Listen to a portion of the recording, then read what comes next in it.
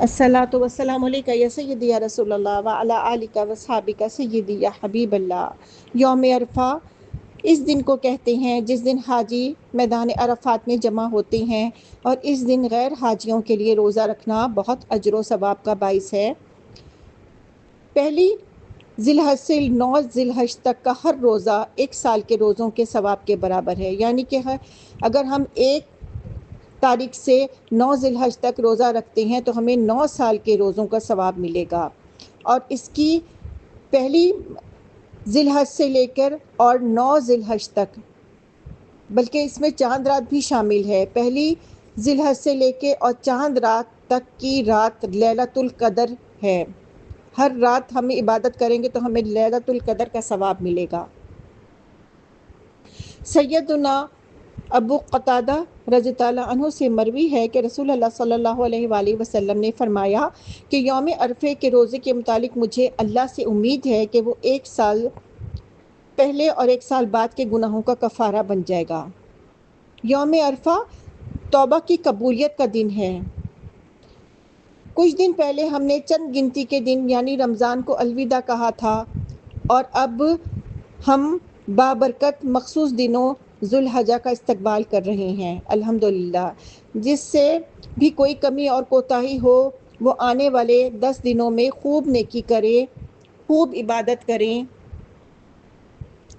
اور یوم عرفہ کے دن لالچی بن جائیں، ناممکن مانگیں، سب کچھ مانگیں، کیونکہ اللہ تعالیٰ کے لیے کچھ بھی ناممکن نہیں ہے، سب کچھ مل سکتا ہے، کیونکہ اس دن سے طاقتور کوئی دن نہیں۔ اس دن شیطان سب سے زیادہ ذلیل اور پریشان ہوتا ہے، کیونکہ اس وقت اللہ کی رحمت چھم چھم برس رہی ہوتی ہے، اور وہ اللہ کی رحمت اور بندوں کی مغفرت کا نزول دیکھتا ہے۔ سب سے بہترین دعا عرفے کے دن کی دعا ہے۔ اللہ تعالیٰ اس دن اپنے بندوں پر خاص رحمت فرماتا ہے۔ آپ صلی اللہ علیہ وآلہ وسلم روزے بھی رکھتے تھے اور چوتھا کلمے کا خصوصی اہتمام کرتے تھے، اس لیے ہمیں بھی چاہیے کہ ہم روزے رکھیں، خوب عبادات کریں اور تکبیرات کا اہتمام کریں۔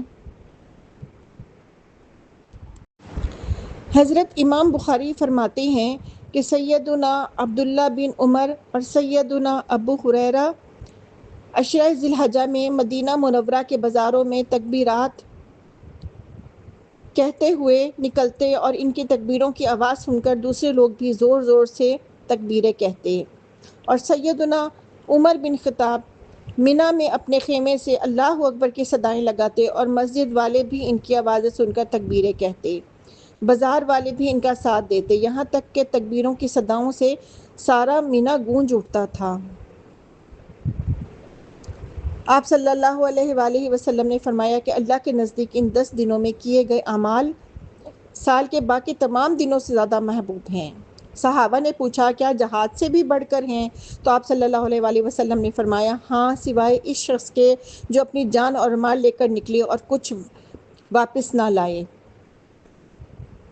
اس لیے اس رات اور دن میں روزے کا اہتمام کریں اور راتوں کو عبادت کریں، اور اللہ تعالیٰ سے سب کے لیے دعا کریں، اللہ تعالیٰ سے ہر چیز مانگیں، اللہ تعالیٰ کے لیے کوئی بھی چیز ناممکن نہیں ہے۔